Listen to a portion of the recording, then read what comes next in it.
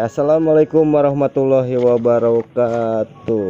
Waalaikumsalam warahmatullahi wabarakatuh. Oke, kita balik lagi dalam acara ngabasah ngawangkong bareng sahabat hijrah. Di sini sudah ada pimpinan Saung Hijrah Sukabumi, Bapak Ustadz Asep Gunawan, atau orang sering mengenalnya Ustadz Oyag. Assalamualaikum Ustadz. Waalaikumsalam warahmatullahi wabarakatuh. Oke. Gimana kabarnya, sehat? Alhamdulillah sehat walafiat. Oke. Allahu Akbar. Kali ini kita masih ngebahas yang episode kemarin ya, yaitu jangan tunggu hidayah untuk berhijrah. Nah, materi yang kemarin itu jangan tunggu hidayah untuk berhijrah. Kemarin kita ngebahas tentang pertama itu niat, kemudian bersihkan hati, jiwa dan raga, kemudian berkumpul dengan orang soleh nih ya, yang paling penting itu. Kemudian jangan menunda untuk berhijrah. Jadi jangan tunggu hidayah dulu, kita jemput hidayah. Kalau misalkan ada kesempatan untuk berhijrah, yaitu tadi ketemu sama orang-orang soleh, kita diajak untuk berhijrah, ayo lakukan. Kemudian yang kelima itu nikmati proses dan dengan kesabarannya. Berarti kita harus benar-benar menikmati prosesnya dengan sabar. Oke, kali ini nih ada pertanyaan dari sahabat hijrah nih. Untuk materi hari ini kita akan angkat, yaitu jadi dia gini. Pada sejatinya setiap manusia itu tidak luput dari masa lalunya. Itu mengenai apa yang mereka lakukan. Kayak misalkan sahabat hijrah itu mempunyai banyak kesalahan saat mereka hidup. Dia tidak mengerti apa yang menurut mereka benar dan tentu menurut Allah itu benar gitu. Nah, berarti intinya yaitu kesalahan atau dosa. Nah, bagaimana cara kita untuk meminimalisir, kemudian memohon ampunan pada Allah gitu. Nah, pertanyaannya itu kayaknya. Ya. Oke. Lanjut Ustadz. Sekarang gaskeun. Bismillahirrahmanirrahim. Assalamualaikum warahmatullahi wabarakatuh. Waalaikumsalam warahmatullahi wabarakatuh. Alhamdulillah. Segala puji hanya milik Allah Subhanahu wa Ta'ala yang masih memberikan kesempatan kepada kita untuk menikmati jamuan-jamuan dari Allah Subhanahu wa Ta'ala dan bersyukur atas segala nikmat yang telah Allah karuniakan kepada kita yang tidak akan bisa terhitung oleh diri kita. Betapa besar dan betapa banyaknya karunia Allah Subhanahu wa Ta'ala yang disyukuri maupun yang kita tidak pernah syukuri atau kita kufuri.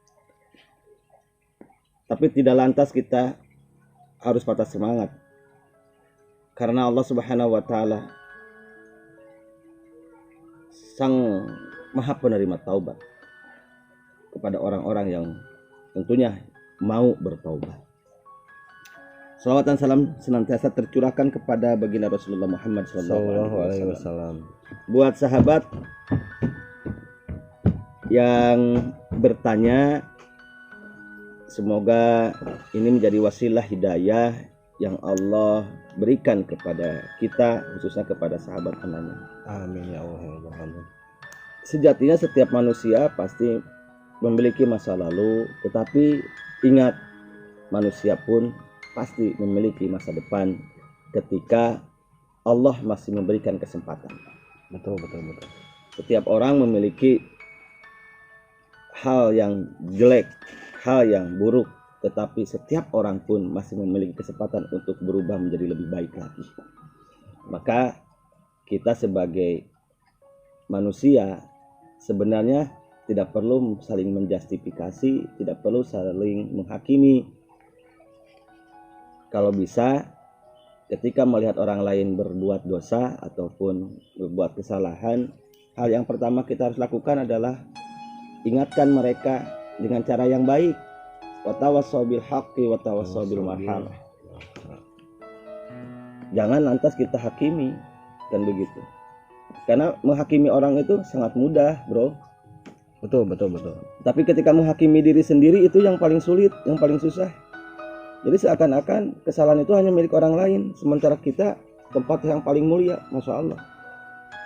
Jadi kalau bisa jadikan diri ini hakim buat diri sendiri, tapi jadikan pengacara buat orang lain. Betul. Nah, ketika kita merasa diri ini banyak dosa,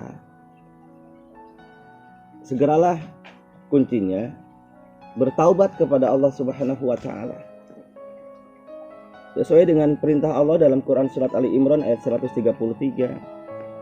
Wasari'u ila magfiratin mir rabbikum. Bersegeralah datang kepada ampunan Allah Subhanahu wa taala. Karena sejatinya yang Maha penerima tobat itu bukan manusia. Tapi Allah Subhanahu wa taala. Lalu mungkin ada pertanyaan lagi. Apakah taubat kita ini diterima oleh Allah Subhanahu wa taala? Maka jawabannya wallahu a'lam. Karena hakikat taubat yang diterima itu hanya Allah yang tahu ya. Hanya Allah yang tahu. Jadi gini, kadang-kadang kita mau taubat itu saking kita banyak dosanya, kita melihat ke masa lalu, ini taubat kita diterima apa tidak ya? Apa enggak gitu. Nah, kayak kita orang yang awam gitu, kadang kita saat mau hijrah itu takutnya itu seperti itu. Gitu. Jadi kayak begini, bersyukurlah kita masih diberikan kesempatan oleh Allah untuk merasakan dan menikmati sebuah dosa gitu. Kok menikmati sebuah dosa? Iya, berarti orang itu sadar bahwa dia sudah melakukan perbuatan dosa lalu dia ingin memperbaikinya. Betul. Kan gitu. Iya. Daripada orang itu tidak sadar bahwa dia itu sedang berbuat dosa. Tapi ketika orang sudah sadar bahwa itu ada perbuatan dosa, maka ada kesempatan dia untuk berubah ke arah yang lebih baik. Maka apa yang kita lakukan? Ya udah tobat saja. Gaskeun we tobat, tong kudu luak lieu, tong loba kasieun. Da nu narima tobat malin RT, lin RW, lin hansip kan gitu. Allah Subhanahu wa taala. Jadi kalau ada orang yang mengatakan, kunaon maneh mah itu dosa maneh geus sakitu lobana, Allah mau menerima tobat maneh tah jelema nu kitu. Dibanguskeun bahasana kayak gitunya. Seakan-akan dia itu adalah pengadil gitu. Iya. Kalau saya mah gini deh, simpel. Kalau ada sahabat hijrah yang ingin bertaubat kepada Allah, lalu dia mengatakan dosaku sudah menggunung, bagaimana? Apakah Allah menerimanya? Saya mah gini aja gampang. Kalau malam hari ini jalan aja keluar, jalan keluar rumah, lalu di luar coba lihat ke atas. Kalau memang dalam suasana lagi terang, pasti di atas itu kelihatan apa? Bintang kan? Kelihatan bintang, bulan gitu. Nah, pertanyaan saya, sinar bintang dan bulan itu kelihatan indah apa tidak? Indah kan? Iya. Indah sekali. Kenapa indah?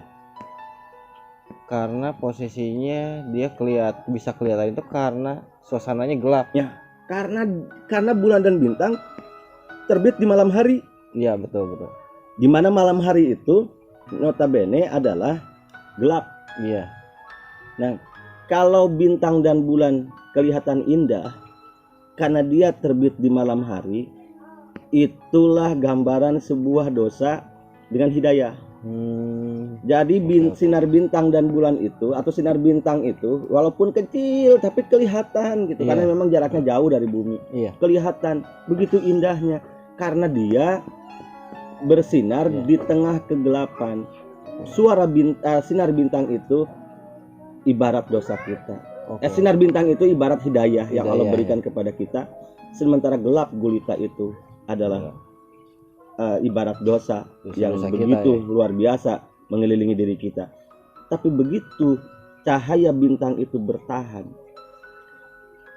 kalau cahaya hidayah itu bisa dipertahankan oleh diri kita, maka cahaya yang kecil yang namanya hidayah itu bisa menjadi sebuah keindahan di tengah kegelapan dosa masa lalu kita. Jadi dosa masa lalu kita yang dilihat dipandang oleh orang lain begitu menyeramkan, begitu ada sinar cahaya hidayah, lalu cahaya hidayah itu dipertahankan oleh kita, maka kegelapan masa lalu itu akan menjadi sebuah keindahan yang memperindah nilai hidayah. Apakah kita tidak ingat cerita Umar bin Khattab, sahabat Rasul? Iya. Dosanya melimpah ruah. Betul. Tapi begitu hidayah Allah ada dalam dirinya lalu diperjuangkan, apa yang terjadi? Kalau dilihat, orang nggak memandang lagi siapa Umar bin Khattab masa lalu. Tapi yang dia lihat sekarang ini Umar bin Khattab yang taat terhadap Allah dan Rasulullah Shallallahu Alaihi Wasallam. Kan begitu.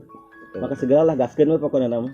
Gaskeun tobat. Terus gini, Ustaz, kadang kita berbicara dengan tobat ya. Tobat itu kita memohon ampunan kepada Allah.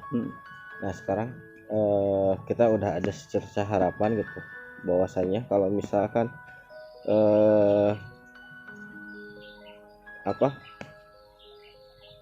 apa yang menjadi kesalahan kita di masa lalu itu ternyata masih bisa diperbaiki, dan insya Allah gitu dengan cara tobat itu kesalahan-kesalahan kita mungkin gitu dengan harapan bisa menjadi nol atau kita menjadi lebih baik lagi gitu. Nah sekarang gini, ada pertanyaannya, gimana caranya untuk bertobat? Ya, alurnya gitu. Kadang kan orang sekarang kita berbicara dengan masalah tobat, kalau misalkan secara ini pasti tahu lah yang namanya tobat itu memohon ampunan, tapi caranya orang kadang kan bingung gitu, caranya kita mulainya dari mana dulu gitu untuk bertobat. Oke. Setiap orang tadi menginginkan ampunan dari Allah Subhanahu wa taala. Betul. Dari dosa-dosa yang pernah dilakukan. Maka melakukanlah taubat. Tapi taubatnya jangan sobat sambal, bro. Sobat sambal. Ampun, ada tapi sampai beak tas sambal gitu ya. Mau ampun gitu. Udah habis ini alhamdulillah ya, gitu. Tapi taubatnya taubat yang sebenarnya taubat namanya taubatan nasuha. Taubatan nasuha. Ya, yang jelas ada rangkaian taubat. Yang pertama, adanya sebuah kesadaran diri dan mengakui kezaliman diri dan menghinakan diri kita kepada Allah Subhanahu wa taala. Oke, itu yang jadi pertama, yang pertama itu adanya kesadaran diri. Kesadaran diri, mengakui bahwa diri ini zalim. Berarti kita harus sadar dulu. Sadar dulu tuh bahwa kita adalah orang-orang yang pernah berbuat dosa. Dan hari ini kita ingin kembali kepada Allah dengan cara apa? Menghinakan diri kita kepada Allah Subhanahu wa taala. Tidak boleh kita menghinakan diri kepada manusia. Tapi kepada Allah harus menghinakan diri. Apa sih yang tidak hina di hadapan Allah? Betul. Dengan ada perasaan itu, maka kesombongan diri kita dengan apa yang kita miliki, dengan siapa diri kita, itu akan luntur karena kita merasa hina di hadapan Allah. Itu yang pertama. Yang kedua, apa tuh? Adanya rasa menyesal. Penyesalan yang luar biasa karena kita sudah mensia-siakan perintah Allah. Betul. Karena kita sudah terjebak kepada tipu dayanya setan. Sementara Allah mengatakan di dalam Al-Qur'an surat Al-Baqarah ayat 208, ya ayyuhalladzina amanu dkhulu fi silmi kafah wa la tattabi'u khutuwati syaitan innahu lakum aduwwum mubin. Ternyata musuh kita itu adalah iblis, setan, bro. Dan kita menyesal karena kita sudah terjebak dengan bujuk rayu si setan itu. Sudah menjadi bagiannya ya. Udah menjadi bagian padahal musuh kurang, tapi ternyata kita itu menjadi teman yang abadi. Iya, berarti saat kita ngomong setan sama orang, ternyata setan itu diri kita sendiri. Ada dalam diri kita. Dan ingat bro, setan itu sebenarnya tidak memasukkan kita ke neraka loh. Iya. Ingat tuh, sahabat-sahabat hijrah, yang memasukkan diri kita ke neraka diri kita, bro. Kenapa? Sendiri. Karena setan mah tidak punya fungsi untuk memasukkan manusia ke dalam neraka. Fungsi setan hanya menggoda. Nah, karena kita tergoda, akhirnya kita yang mencemplungin diri karena senang neraka gitu. Nah, itu yang kedua ya. Oke. Dan selanjutnya itu yang ketiga. Hatinya itu hatinya itu luluh dan mudah menangis ketika dia mengingat masa lalu. Jadi ketika kita sujud, ketika berdoa kepada Allah, kita menangis karena dosa-dosa kita yang sudah dilakukan. Nabi Adam alaihissalam saja begitu luar biasa memohon ampunan kepada Allah dengan membaca Rabbana dzalamna anfusana wa illam taghfir lana wa tarhamna lanakunanna minal khasirin. Itu tuh doa bukan sembarang doa, tapi doa memohon ampunan kepada Allah yang disampaikan oleh Nabi Adam alaihissalam. Itu berpuluh-puluh tahun, bro. Baru Allah mengatakan mengampuni. Nah, sebagai umatnya Rasulullah Muhammad SAW memiliki kesempatan yang luar biasa dibandingkan umat-umat yang lain, bahkan dibandingkan nabi-nabi yang lain. Siapapun orang yang bertaubat, taubatan nasuha kepada Allah, sebesar apapun dosanya, maka Allah akan mengampuni. Oke. Sebelum ajalnya menjemput gitu. Masya Allah, maka bersyukurlah kita sebagai umatnya baginda Rasulullah SAW. Selanjutnya, ini perbanyaklah istighfar. Oke. Perbanyak. Jadi setelah kita mengakui kesalahan, mengakui kezaliman kita, menyesali apa yang kita pernah lakukan, yang ketiganya ya tadi, perbanyaklah istighfar. Astagfirullahaladzim, astagfirullahaladzim. Bukan hanya istighfarnya itu bukan hanya diucapkan saja, tetapi benar-benar masuk ke dalam hati kita, sehingga apapun yang diucapkan istighfar, apa yang kita lakukan, dibacakan di dalam bibir ini akan menjadi istighfar dalam implementasi kehidupan. Jangan istighfar dalam mulut, astagfirullahaladzim, astagfirullahaladzim, tetapi begitu selesai membaca astagfirullahaladzim, balik lagi, berbuat maksiat lagi kita. Kalau biasa ngomongin orang lagi, biasanya korupsi lagi, biasanya nipu lagi kan gitu. Kadang kan gini ya, kita saat melakukan kesalahan ya, astagfirullahaladzim, tapi besoknya melakukan lagi. Itu dapat sambal kan? Sambal. Nah, gitu. Nah, seperti itu. Oke, sebentar Ustadz, kita jeda dulu, masih ada yang selanjutnya ya? Oh, masih ada. Masih ada. Oke, jadi buat teman-teman yang mau dengerin podcastnya bisa di aplikasi Anchor.fm, kemudian di Spotify cukup cari aja SHS Podcast, kemudian di Google Podcast juga kita udah ada ya SHS Podcast. Nah, untuk ininya bisa di YouTube. Kalau yang tidak bisa mengaksesnya, nanti kita akan bagikan, kita share di grup-grup WA, kemudian di Facebook juga. Kita tinggal klik langsung menuju ke tempatnya. Nanti di Facebook juga ada nih podcastnya nih, kita upload di Facebook. Dan gini, dan ini mudah-mudahan ini menjadi ladang amal. Iya, ladang amal di hadapan Allah Subhanahu wa taala kan gitu. Iya, mungkin dengan media ini kita share ke teman-teman tentang kehijrahan. Ini menjadi wasilah untuk kita berjuang menjadi lebih baik lagi. Amin. Dengan cara mengajak teman-teman untuk share sebanyak-banyaknya, kemudian silakan diikuti. Nah, syukur-syukur bisa mendengarkan dengan sebaik-baiknya. Nah, kalau misalkan ada pertanyaan itu bisa di DM ya di Instagram juga, Saung Hijrah Sukabumi, saunghijrah.smi. Di situ ada pokoknya Saung Hijrah Sukabumi. Ya. Oke, kita lanjut lagi Ustadz, yang berikutnya gaskeun. Oke, yang berikutnya yang jelas berarti kalau kita pernah mengambil barang atau hak orang lain. Iya. Kalau kita pernah mengambil hak orang lain, misalkan ada yang korupsi nih, ataupun yang maling, ya kan, betul, yang nyolong gitu kan, panjang lengan, atau bahasa kerennya kreativitas tangan gitu kan, kreativitas tangan. Maka apa yang harus dilakukan sebagai bentuk taubat kita, yang mengembalikan harta yang kita ambil. Gitu. Kalau tidak mampu karena memang habis, yang udah dimakan, ganti. Kita datang, kalau memang punya ganti kita ganti, kalau tidak kita terus terang dan mohon diridhokan. Selama tidak diridhokan, teruslah berjuang, bro. Karena itu ada hakul adam, ada sesuatu yang berhubungan dengan hablum minanas, dan itu harus dikelirkan, kan gitu, sampai orangnya itu memaafkan dan meridhokan, kan begitu. Karena gini, tidak sedikit orang merasa diri lebih hebat ketika dia sudah taat. Betul. Ini kawan-kawan, kawan-kawan ya hijrah. Kita kalau sudah berhijrah, jangan pernah merasa diri paling hebat. Karena demi Allah, kita bisa sujud kepada Allah. Kita bisa melaksanakan ibadah di hadapan Allah. Karena Allah berikan hidayah kepada kita. Maka apa tugas kita? Doakan kawan-kawan kita untuk bisa mendapatkan hidayah seperti kita. Terus orang taat itu bukan berarti orang yang tidak berkeinginan untuk melakukan maksiat, bro. Sorry. Betul. Orang yang taat itu bukan berarti dia adalah orang yang tidak punya keinginan untuk bermaksiat. Tapi kenapa tidak melakukan? Karena dia nafsunya sudah dikalahkan dengan rasa takutnya kepada Allah. Berarti egonya ya. Jadi egonya egonya untuk bermaksiat, iya, itu dikalahkan dengan rasa takutnya dia dengan Allah. betul, betul. Bukan berarti kita gini. Kayak kita misalkan, mohon maaf nih, ketika kita mendengar azan, kenapa kita itu segera melaksanakan sholat atau ibadah? Padahal ada keinginan, apalagi ketika misalkan kita nongkrong apa gitu kan. Kehayangan nama nggak saya teruskan main gitar-gitaran gitu kan, nyanyi-nyanyian.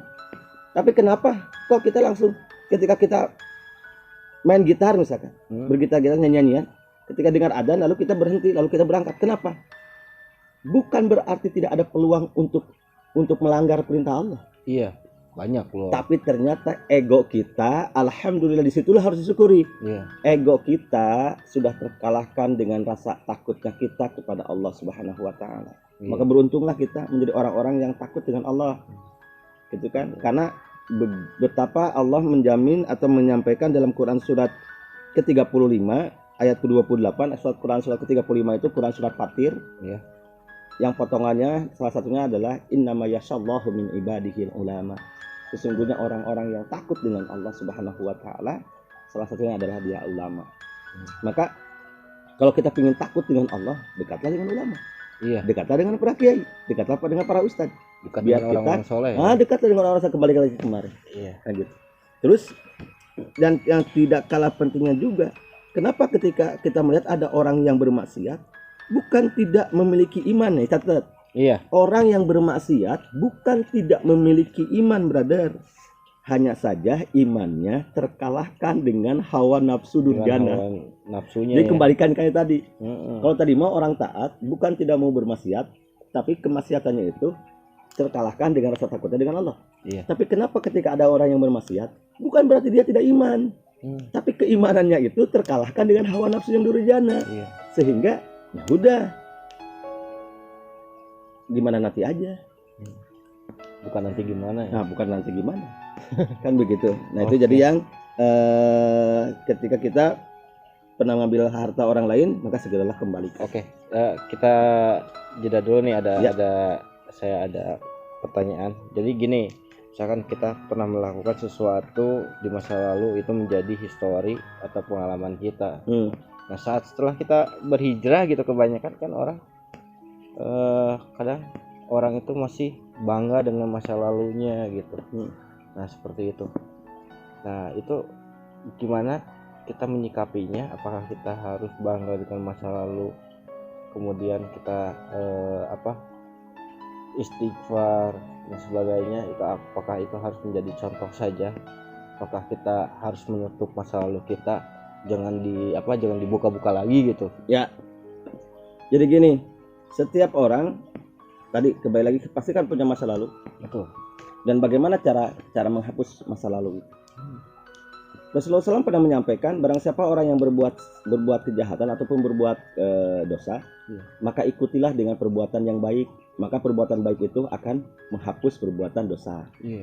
Jadi kalau seandainya dulu masa lalu kita ini seorang pembuat dosa, nah kita menyadari semuanya perbuat dosa, pasti.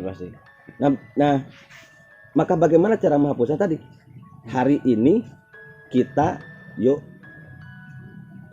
isi hari-hari kita dengan perbuatan yang baik, dengan perbuatan yang dalam tanda kutip sesuai dengan perintah dan keinginan Allah Subhanahu wa taala. Khairun nas anfa'uhum linnas, sebaik-baiknya manusia adalah yang bermanfaat, yang memberikan kontribusi kepada masyarakat lebih baik. Nah, bagaimana dengan masa lalu kita? Masa lalu itu tidak bisa dilupakan. Asli, tidak bisa dilupakan. Tetapi jadikan masa lalu itu sebagai gambaran supaya kita ke depan tidak melakukan sesuatu yang seperti masa lalu. Betul. Kalau ibaratnya ini, jadikanlah masa lalu itu kata spion. Sekali-kali untuk melihat, masya Allah, dulu saya pernah melakukan ini.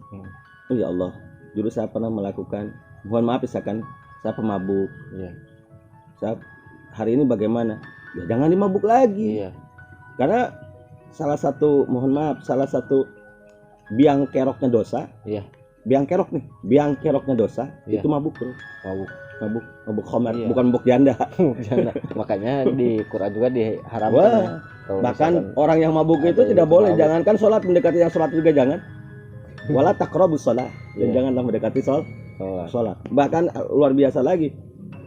Seorang yang tidak pernah berzina, seorang yang tidak pernah membunuh, akan mampu melakukan perbuatan dua dosa itu gara-gara mabuk. Karena tidak sadar ya. Karena tidak sadar. Iya. Dia mabuk, akhirnya dia membunuh dan dia berzina. Nauzubillahi min dzalik. Tetapi itu tidak bisa kita hapuskan misalkan. Ya udah jangan dihapuskan, tetapi menjadi gambaran untuk ke depan tidak lagi melakukan hal seperti itu. Oke. Kita masih gini, cara bertobat itu, untuk cara bertobat itu baiknya kita saat hijrah itu seperti apa sih? Maksudnya dilakukan kapan gitu? Apanya? Kita untuk bertobatnya gitu.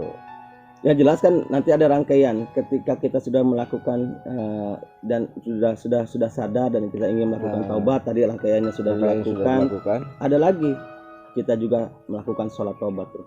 Sholat taubat. Sholat sunnah 2 rakaat, tapi diniatkan untuk bertaubat kepada Allah Subhanahu wa taala. Dan ini intinya. Gampang tapi susah. Gampang tapi susah. Betul. Gampang diucapkan, susah dilakukan. Iya, susah dilakukan. Orang melakukan tobat, orang itu benar tobat ketika dia berusaha lebih baik. Iya. Cirinya satu aja dulu. Istighfar udah bagian. Udah. Tapi istighfar, mengakui kesalahan, menyesal itu akan dibilang bohong. Kalau seandainya tihangnya taubat tidak dilakukan, tidak diamalkan. Sholat. Tapi itu sholat nanti kita akan bahas. Di pertemuan yang selanjutnya. Yang ini aja terakhir nih. Oke. Terakhir. Buat saudara-saudaraku, sahabat-sahabatku, jangan pernah lelah untuk menggapai mardotillah. Jangan pernah lelah untuk kita berhijrah.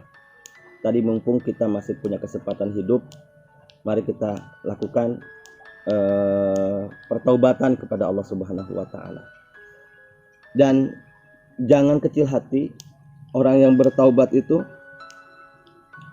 Allah sudah jamin dalam Al-Qur'an, siapapun orang yang bertaubat akan dijamin kehidupannya bahagia. Jangan pernah kecil hati ketika kita bertaubat. Jangan pernah kita ragu untuk bertaubat, karena jaminan Allah Subhanahu wa taala dalam Quran surat Al-Furqan surat ke-25 ayat ke-70. Ila man taba wa amana wa amila amalan salihan fa ulaika yubaddilullahu sayi'atihim hasanah wa kana Allaha ghafurur rahim. Itu jaminan Allah. Itu kecuali orang-orang yang bertaubat dan beriman dan mengerjakan kebajikan, maka kejahatan mereka diganti Allah dengan kebaikan. Allah Maha Pengampun, Maha Penyayang. Jadi sejahat apapun ketika kita sudah bertobat, Allah akan gantikan kejahatan-kejahatan yang pernah kita lakukan itu dengan kebaikan dan kemuliaan di hadapan Allah Subhanahu wa taala. Mari kita raih mardotillah dengan kita berhijrah, dan taubatan nasuha itu obatnya untuk menggapai akhirat. Tobatlah sebagai obat untuk menggapai akhirat. Sekian, terima kasih. Oke, terima kasih banyak Ustadz. Tadi ya kita rangkum dulu sebentar. Jadi apa yang harus kita lakukan saat kita menjadi lebih baik lagi? Ingat dengan kebaikan. Kemudian ada lagi, kita harus bertobat. Kemudian lanjut bersyukur. Nah, di sini ada cara-cara bertobat. Tadi adanya kesadaran diri, kemudian ada rasa penyesalan, kemudian hati kita itu luluh. Hati kita luluh itu dalam artian tidak sombong lagi, ingat dengan apa yang kita lakukan. Nah, kita perbanyak istighfar. Nah, terus kemudian mengembalikan hak orang lain. Ya, hak orang lain ya. Kemudian kita hilangkan rasa takut. Nah, ini yang paling penting itu saat kita bertobat itu perlu keberanian. Ibaratnya gini, kalau misalkan kita mungkin kalau berantem itu spontan ya dengan emosi. Kenapa saat bertobat itu kita menjadi seorang pengecut? Nah itu, kita jangan sampai jadi seorang pengecut. Karena apa gitu? Saat kita berantem sama orang lain, kita mungkin bisa membela diri. Kenapa? Kita saat bertobat juga ada yang lebih yang harus kita bela itu diri kita di depan Allah untuk mencapai suatu ridhonya Allah, yaitu menjadi lebih baik lagi. Oke, itu aja untuk podcast hari ini ya. Nanti kita di podcast berikutnya itu kita dengan tema hijrah meraih berkah. Nanti kalau misalkan buat teman-teman yang mau bertanya, silakan melalui DM atau nanti di Facebook atau mungkin di WA juga untuk tema berikutnya. Mungkin itu saja yang bisa saya sampaikan. Wabillahi taufiq wal hidayah. Wassalamualaikum warahmatullahi wabarakatuh. Waalaikumsalam warahmatullahi wabarakatuh.